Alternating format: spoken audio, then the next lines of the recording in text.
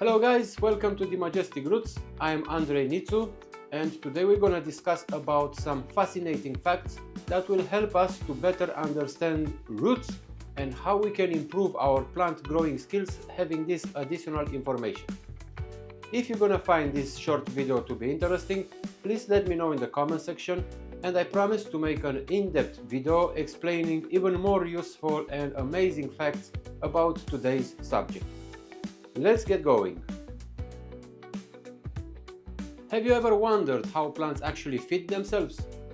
Sure, we all know about photosynthesis, but did you know that beneath the soil an entire microscopic world is working to help plants grow stronger and healthier?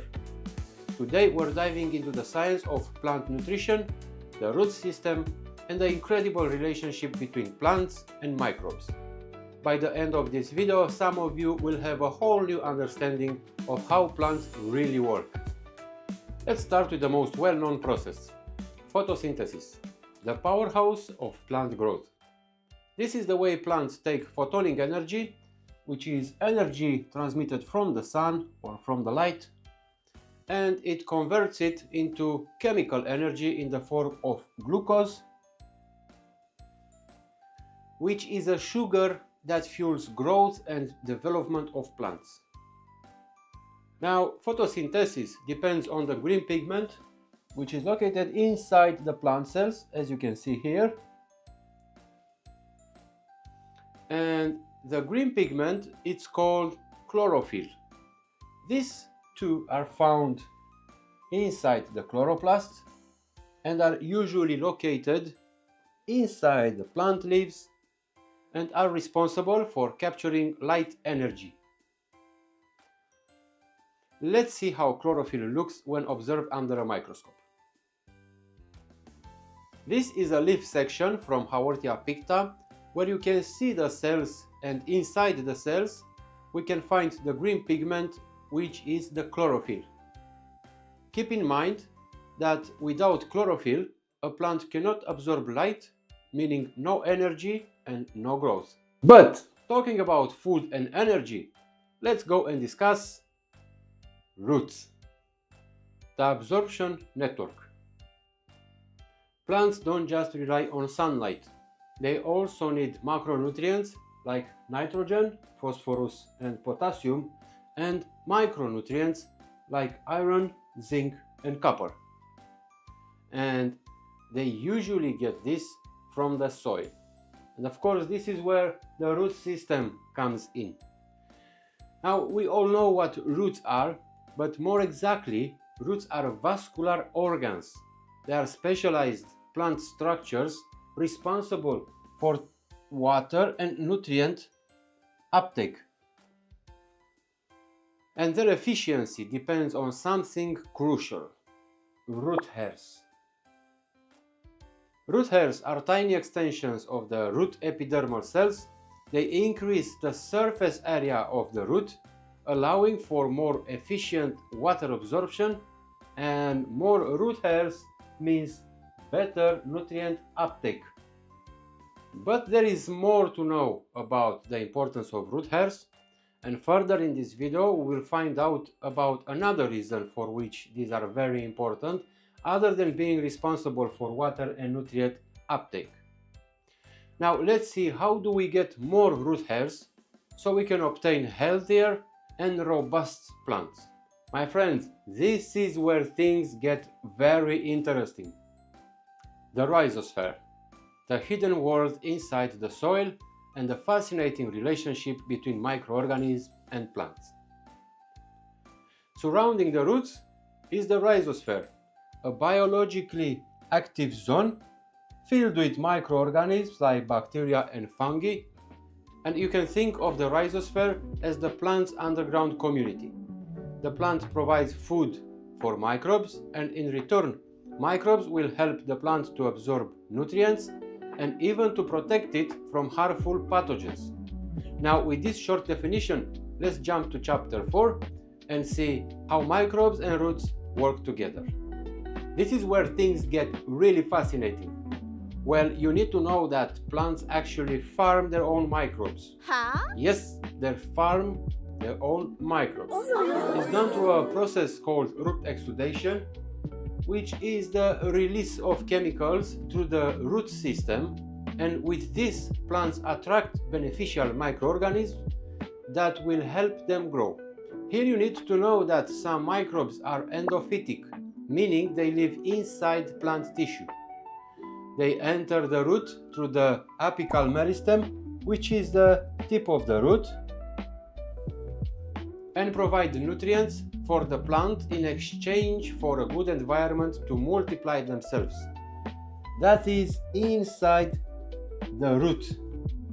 While inside the root, some microbes will become food, while others are later released from the root system through, can you guess it?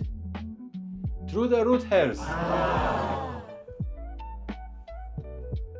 And this, my friends, stimulates the plant to elongate the root hairs and to develop even more root hairs.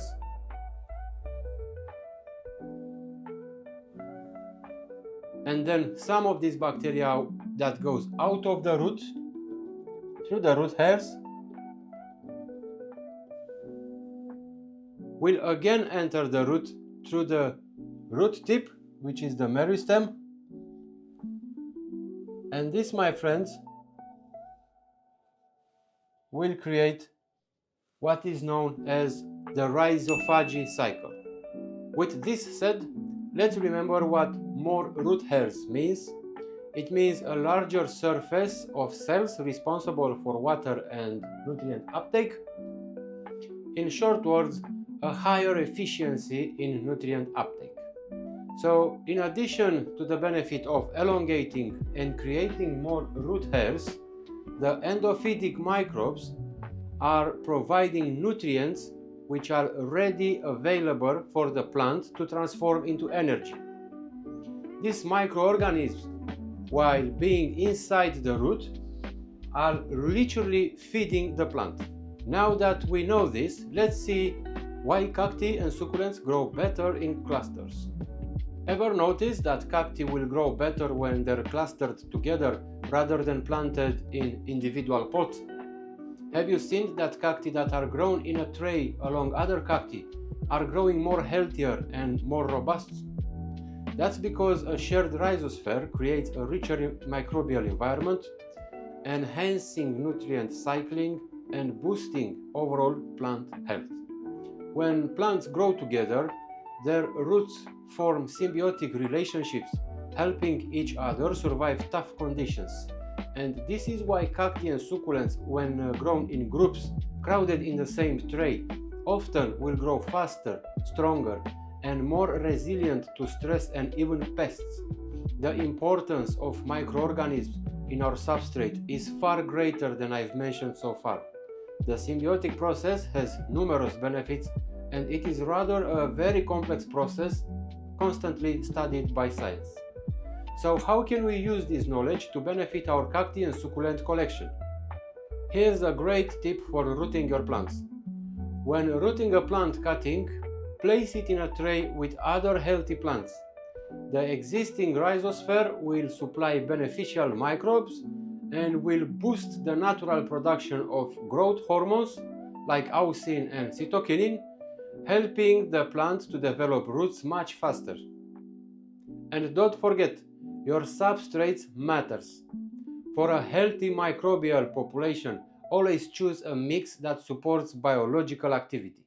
100% mineral substrate doesn't offer a good environment for microbial activity, while adding some organic matter like coconut husk, coconut coir, rice hulls, or whatever organic material you prefer to use can drastically improve the microbial activity, supporting a healthy rhizosphere and contributing to your plant robustness. Of course, you can additionally introduce beneficial microorganisms to your growing media like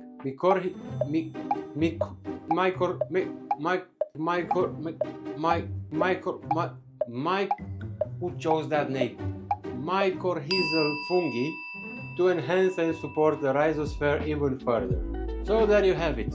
Plants are not just passive organisms uptaking nutrients. These are actually shaping their environment and farming microbes by releasing chemicals to attract them, as we mentioned before, and by this creating underground support systems. Now that you understand the science behind it, you can grow healthier and stronger plants with confidence. If you found this video helpful, please make sure to like, subscribe, and drop a comment below if you ever experienced with different soil types and plant groupings. Let me know in the comment section. I love to hear your experiences. And until next time, keep growing!